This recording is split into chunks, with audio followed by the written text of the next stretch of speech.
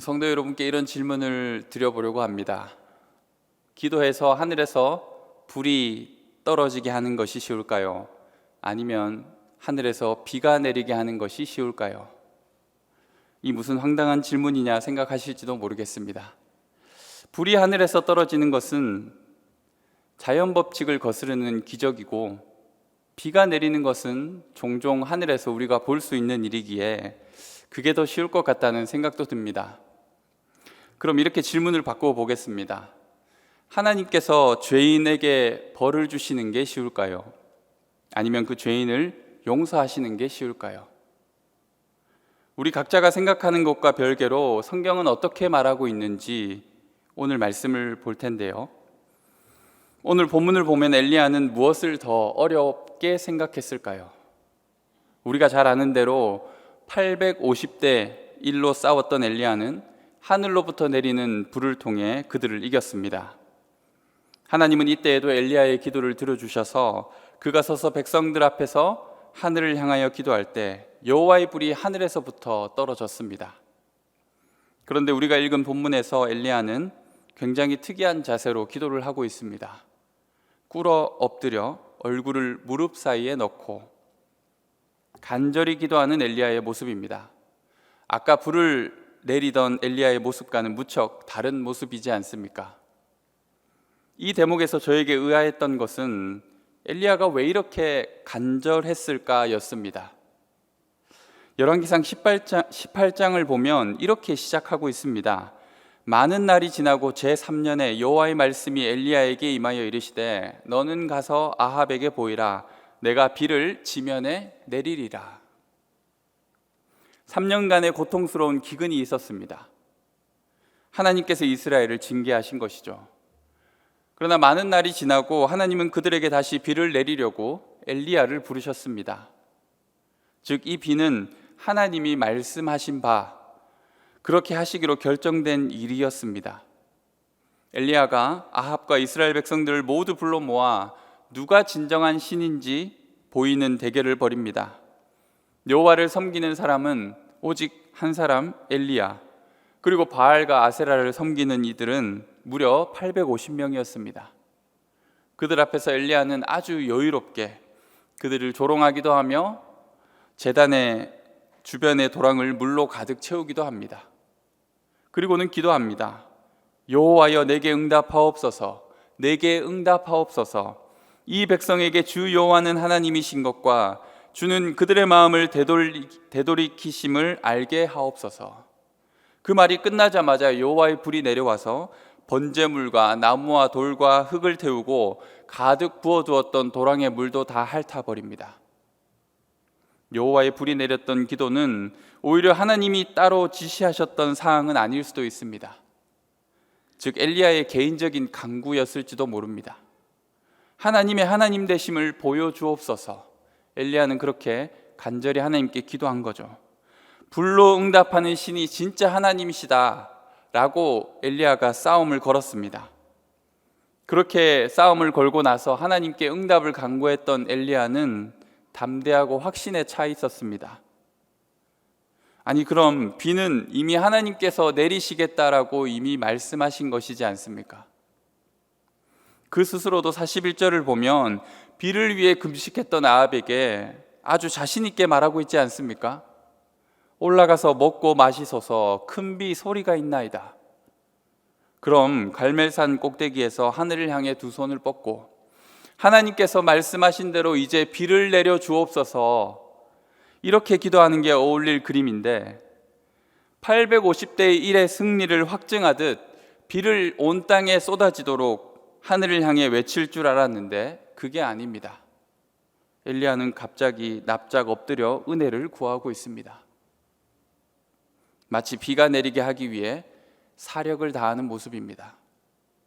아니, 하나님께서 하시겠다고 하신 일인데 왜 엘리야는 이렇게 간절하게 조바심을 내듯이 태도와 자세가 바뀌었을까요?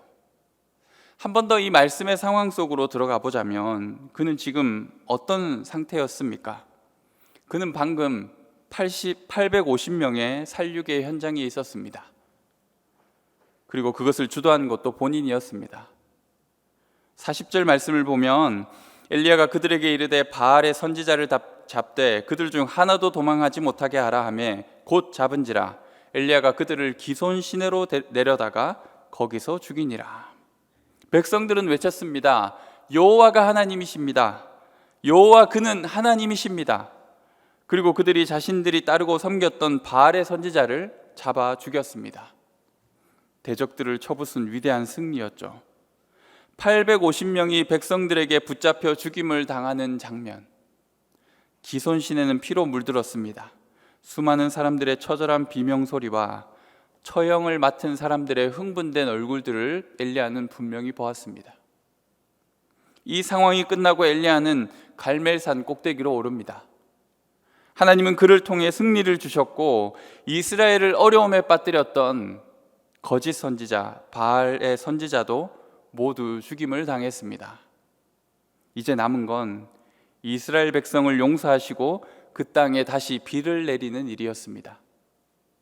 그런데 여기서 엘리야는 무릎을 꿇게 됩니다. 아니, 무릎을 꿇는 정도가 아닙니다.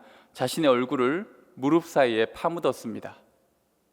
머뭇머뭇하며 양다리를 걸치고 하나님도 섬기고 바알도 섬겼던 그 수많은 백성들, 그들이 불이 내리는 놀라운 기적과 수많은 바알 선지자들이 참수를 당하는 모습을 통해 여호와만이 하나님이시다 라고 외쳤지만 정말 중요한 것은 아직 남았습니다. 이 백성을 하나님께서 진정 용서해 주시냐라는 것이죠. 징벌을 내리는 것은 분명하고 단순하여 쉽습니다. 그러나 죄를 사함받고 용서받는 일은 어려운 일입니다. 하늘에서 불이 내려 소돔과 고모라를 멸하는 일은 순식간에 일어날 수 있겠지만 그 가운데 롯의 가족을 구원하는 일은 쉽지 않았습니다. 악의 온상이었던 우상을 섬기는 자들을 제거했지만 백성들이 저지른 죄악들, 그리고 여전히 남아있는 이스라엘의 문제들이 있었습니다. 그들을 참고 인내하며 용서해주는 일은 하나님의 의지가 필요한 일이었습니다. 용서받아야 할 사람은 그저 은혜를 구할 수밖에 없습니다. 그리고 엘리야의 마음은 착잡하지 않았을까요? 불 하나에 금방 마음을 바꾸어 여호와를 외쳤지만 그 백성은 또 어느 순간 돌아설지 모르는 이들입니다. 정말 그들이 하나님께 헌신되었는지 확인할 수 있을까요? 그런 이들을 바라보고 산 위에 올랐지만 날은 창창하고 하늘에 구름 한 점 없습니다. 엘리야는 얼굴을 무릎 사이에 넣을 수밖에 없었습니다. 주여, 이 백성을 이제 용서하여 주옵소서. 그 기도가 절로 나오는 순간이죠. 기도에 대한 간증과 이야기를 우리는 많이 합니다. 그러나 진짜 기도에 대한 간증은 응답의 짜릿한 순간보다 하나님께 엎드려 간절히 부르짖었던 그 순간에 대한 고백이 더 우리 마음을 움직이지 않을까요? 옳은 것, 옳지 않은 것을 분간하고 선과 악에 따른 보상과 징계를 내리는 일 다 필요하고 좋은 일이겠지만 그 일보다 진짜 어려운 것은 옳지 못한 일에 빠진 그를 되돌리는 일입니다. 악에 빠진 그가 회개하여 용서하는 일입니다. 엘리야에게 지금 더 갈급했던 일은 범죄한 이스라엘이 정말 하나님께로 돌아오는 일이었습니다. 그 일은 자신 있게 서서 하늘을 향하여 기도할 수 없는 일이었습니다.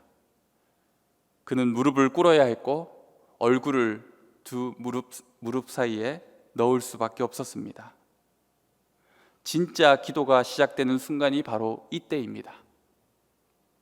그 영혼이 변화되기 위해 얼굴을 무릎에 파묻었던 그 순간, 한 영혼의 타락과 죽음 때문에 밤새 울부짖었던 그 순간, 하나님의 은혜와 자비 말고는 구할 수 있는 것이 없어 하나님께 납작 엎드렸던 그 순간, 그때가 바로 기도의 시작이라고 할 수 있습니다. 여러분의 기도의 자리는 어떻습니까? 불이 내리는 기적과 승리의 영광들도 좋겠지만 에스라가 자신의 머리카락을 쥐어뜯으며 여호와여, 우리 죄악이 우리의 정수리에 넘치나이다, 고백하며 탄식하였던 낮아짐의 기도가 필요하지 않을까요?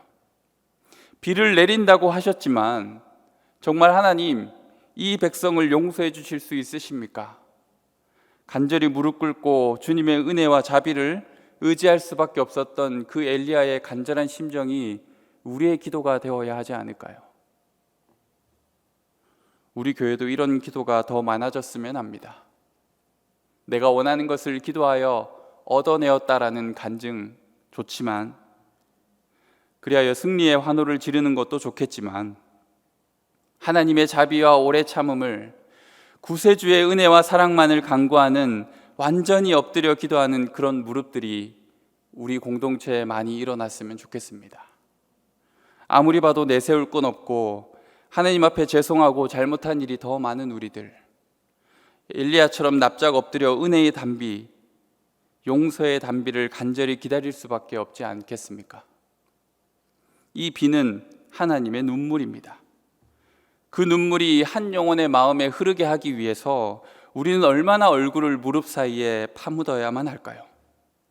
하나님의 은혜의 단비가 우리 공동체에 부어지기 위해서 우리는 얼마나 땅에 얼굴이 닿을 만큼 엎드려 기도해야 할까요?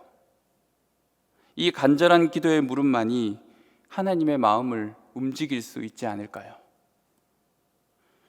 그리고 오늘 본문에서 참 신기했던 것 하나는, 엘리야가 얼굴을 무릎 사이에 파묻고는 자신의 사환을 통해 바다 쪽의 상황을 살핍니다. 아니, 본인이 일어서서 바다 쪽을 바라보며 기도를 하면 되지 않을까? 저는 이 본문을 읽으며 계속 그런 생각을 했습니다. 바다에서 일어나는 일들을 스스로 보면서 기도하면 될 것을 왜 그는 얼굴을 파묻은 채 사환을 통해 여러 번 그 상황을 계속해서 살피게 하는 걸까? 저는 이 본문을 보며 마치 엘리야가 둘 사이에 끼어 있는 것 같은 느낌이 들었습니다. 비가 필요한 이스라엘 백성과 아합의 간구, 그리고 기도 응답의 주도권을 가지고 계신 하나님, 그 중간에 엘리야가 끼어 있는 것이죠. 중간에 끼인 엘리야에게 사환이 가져다 주는 보고는 항상 절망적이었습니다. 아무것도 없나이다. 아무것도 없나이다. 기도자는 항상 이 사이에 들어가게 됩니다. 응답을 바라는 이들과 응답을 주실 하나님 사이, 제가 교구 사역을 하면서 초창기에 난감했던 부분은, 여러 기도 제목을 가지고 성도들이 나와 기도를 부탁하는데 마치 그것을 제가 하나님께 응답받지 못하면 영적인 능력이 부족한 목사라는 느낌이 들까봐 걱정한 적이 있었습니다. 성도들의 이런 말조차 참 부담이 되었는데요. 목사님께 기도 받아봐. 그럼 괜찮아질 거야. 내게는 그런 능력이 없는데. 그리고는 깨달았습니다. 기도자는 어느 편에도 설 수 없다는 것을. 기도자는 항상 그 사이에서 균형을 지켜야만 한다는 것을. 간구하는 이들의 입장에만 서게 되면 내가 기도를 하고 있는 것이 아니라 내 요구사항을 주장하고 있는 내 모습을 발견하게 됩니다. 그만큼 우리의 주장하는 목소리와 바라는 바가 하나님보다 더 커질 수 있기 때문입니다. 하나님 꼭 들어주셔야 해요. 왜 안 들어주십니까? 그래서 하나님의 입장에서만 서려고 하면 간구하는 사람의 절박함과 아픔을 외면할 수 있습니다. 다 하나님의 뜻이 있겠죠. 기다려 보세요. 하나님께 오는 불필요한 민원을 막는 경호원 노릇을 하는 것이죠. 그런 건 기도 안 해도 됩니다. 하나님이 성도님의 사정을 모르시겠어요. 그런데 오늘 본문을 보면 엘리야는 다행히 이 둘 사이에서 어느 것 하나 놓치지 않고 있습니다. 그는 일단 기도에만 온 마음을 쏟습니다. 하나님의 주권과 다스림, 그분의 완전한 지혜와 은혜에 머리를 숙여 기다릴 뿐입니다. 철저하게 자신보다 하나님의 뜻을 앞세우고 있습니다. 하지만 그렇게만 하지는 않습니다. 그는 부지런히 사환을 보내 상황을 살핍니다. 헬라어 번역 성경을 보면 이 장면을 7번 반복하는 모습을 그대로 그려놓고 있습니다. 엘리야는 집요하게 응답의 실마리를 구합니다. 이 두 가지를 다 놓치지 않음이 중요합니다. 어떤 기도자는 마치 자신의 소원 성취를 위해 하나님을 쥐고 흔들려고 하고, 어떤 기도자는 마치 돌을 터득한 듯이 하나님이 다 알아서 하실 거야 라고 얘기합니다. 엘리야는 하나님이 하신다고 했으니 그냥 막연히 비를 기다리거나 그러고 있지는 않습니다. 철저하게 하나님 앞에 은혜를 구하며 엎드리되 응답의 사인을 끊임없이 구합니다. 우리는 불편하고 마음이 힘들고 아직까지 답을 찾을 수 없는 어정쩡한 상황, 그 중간 어디쯤에 끼어 있어야만 하는 것입니다. 마치 얼굴을 두 무릎 사이에 끼웠듯이 말입니다.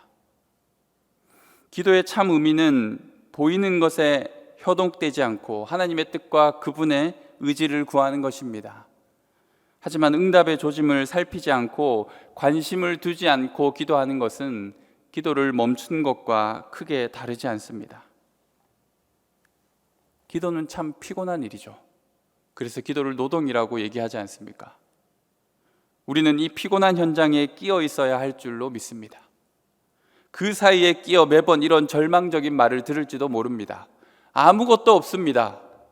아무것도 없어요. 아무것도 변화되지 않고 있어요. 하지만 우리는 그 사이에 끼어 계속 이 두 가지를 해야 합니다. 하나님, 우리를 도와주옵소서. 그리고 응답의 조짐을 살피고 끊임없이 손만한 구름을 찾아야만 하는 것입니다. 여러분은 현재 어떤 기도에 끼어 있으십니까? 하나님께 기도했으면 됐지라며 그 사이에서 빠져나온 기도의 제목들은 있지 않습니까? 응답의 여부만을 살피며 계속 조급해하거나 하나님께 실망만 하고 있지는 않습니까? 의도적으로 그 사이에 들어가는 저희가 되어야 합니다. 빠져나오지 못한 채 7번까지 아무것도 없다는 얘기를 들어도 우리는 또 그렇게 그 사이에 끼어 기도해야만 하는 것이죠. 우리 자녀를 위해, 내가 품고 있는 영혼을 위해, 우리 교회와 이 나라를 위해 우리는 그렇게 그 사이에 끼어 있어야만 하는 것입니다. 마지막으로 중요한 것은 응답에 대한 확신으로 행동하는 것입니다. 사환이 7번째 나아갔을 때 아주 조그만 변화를 캐치하게 됩니다. 바로 먼 바다로부터 사람 손만한 작은 구름이 일어나는 것이 보인 것이죠. 우리는 기도의 뒷북을 치는 일들이 얼마나 많습니까? 하나님이 우리의 기도에 응답하여 역사를 만들어 가시지만 그것을 누리지 못하고 그런 일이 일어났는지조차 모른 채 지나가는 경우들이 얼마나 많습니까? 한참 후에 그 일을 상기하지만 이미 너무 지나버려서 그 일이 의미가 없어질 때가 있습니다. 큰 비가 온다고 말했으면 적어도 돌아갈 길과 우산 정도는 챙겨야겠죠. 만일 엘리야가 기도만 하다가 큰 비 때문에 갈멜산에 고립되어 버렸다면 이 얼마나 우스운 상황이었겠습니까? 그런데 많은 기도자가 산 위에 고립된 채 내려오지를 못하고 있습니다. 기도의 완성은 하나님이 하신 응답을 함께 맛보고 그것을 충분히 누리는 것입니다. 그리고 응답하신 하나님의 일을 사람들에게 알게 하는 일도 포함되어 있습니다. 당신이 기도하셨던 그 일, 이제 응답되고 있습니다. 당신이 간절히 간구했던 그 일이 하나님이 이제 일하시기 시작했습니다. 우리가 중보기도했다면 그 일을 마땅히 또 알려줘야 합니다. 손만한 작은 구름을 발견하지 못한 이들이 있다면 하나님의 응답하심을 알려줍니다. 비에 막히지 않도록 마차를 준비하라고 우리는 말해줘야 합니다. 그리고 응답하시는 하나님과 함께 일하는 것이 기도의 완성이라고 할 수 있습니다. 여호와의 능력이 엘리야에게 임하여 그가 허리를 동이고 마차를 타고 가는 아합보다 앞서서 달려갑니다. 앞서가시는 능력의 하나님을 따라가는 아합이 되라는 메시지를 하나님이 주신 것이죠. 기도 응답의 역사를 디딤돌로 삼아 사역의 단계를 쌓아간다면 얼마나 좋을까요? 능력 부족과 의욕 과다로 넘어질 일도 없습니다. 이번 주님의 기도 응답을 다음 사역의 밑거름으로 삼고 또 더 큰 기도의 응답으로 계속해서 발전할 수 있다면 하나님의 역사를 경험하고 간증할 일이 얼마나 많을까요? 불을 통해 하나님께서 자신을 분명하게 나타내셨을 때 마침 거짓 선지자들을 다 없앰으로써 우상 숭배의 싹을 잘라버리듯이 하나님의 응답하심의 뜻을 따라 우리에게 주신 기회를 선용하는 믿는 이들의 결단 있는 행동이 필요합니다. 기도를 통해 하나님께 간절히 간구해 놓고는 정작 하나님께서 일하실 때는 아무도 없는 이런 일들이 얼마나 많았을까요? 한 사람의 구원을 위해 간절히 기도하고 그가 교회를 나오기 시작했다면 이제 하나님의 역사가 시작했으니 그를 돌보고 그를 믿음으로 세워가는 일이 우리에게 주어진 하나님의 숙제인 것이죠. 반대로 손만한 작은 구름만 보고도 하나님의 뜻을 발견하는 이들이 있습니다. 그래서 벌써 마차를 준비해서 큰 비를 대비하는 사람도 있습니다. 손만한 작은 구름에서 하나님의 원대한 꿈을 찾아 믿음으로 담대하게 도전하던 이들이 많이 있습니다. 기도는 다 해놓고 하나님의 응답과는 다른 방식으로 일하거나 하나님이 일으키신 파도가 다 지나고 나서야 잔잔한 물결에 파동을 일으켜 보려고 애를 쓰는 모습이 어리석은 우리들의 모습일 때는 없습니까? 하나님의 은혜의 파도를 탈 수 있는 저희가 되었으면 좋겠습니다. 작은 구름에서 큰 비를 상상할 수 있는 영적인 안목과 믿음의 모험을 망설이지 않는 담대함과 용기가 필요한 것이죠. 그렇게 우리는 기도를 완성하는 행동가가 되어야 합니다. 무에서 유를 창조하신 하나님은 아무것도 없는 곳에서 놀라운 역사를 만드십니다. 그 일을 우리가 경험하기 위해서는 무엇보다도 기도하는 사람이 되어야 합니다. 엘리야의 기도에서 배우기를 원합니다. 우리에게 필요한 기도는 무엇입니까? 고개조차 들 수 없어 얼굴을 무릎 사이에 파묻고 주의 자비와 용서, 은혜를 구하는 기도가 지금 한국 교회와 이 나라에 필요하지 않을까요? 엘리야가 이스라엘을 용서해 주시길 간구했던 것처럼 한 영혼의 참된 눈물과 회개를 위해 기도하는 완전히 엎드린 기도가 우리의 삶의 일상에 필요하지 않을까요? 기도는 둘 사이에 끼어 있는 것이라고 했습니다. 우리는 둘 다 포기할 수 없습니다. 아무것도 없는 절망적인 상황 속에서라도 응답의 징조를 계속 살피되 하나님의 주권에 완전히 굴복하는 모습이 필요합니다. 이 둘 중 우리는 자꾸만 포기하고 싶은 것, 내려놓고 싶은 것이 있지는 않습니까? 마지막으로 우리는 응답하신 하나님과 함께 일하는 동력자가 되어야 합니다.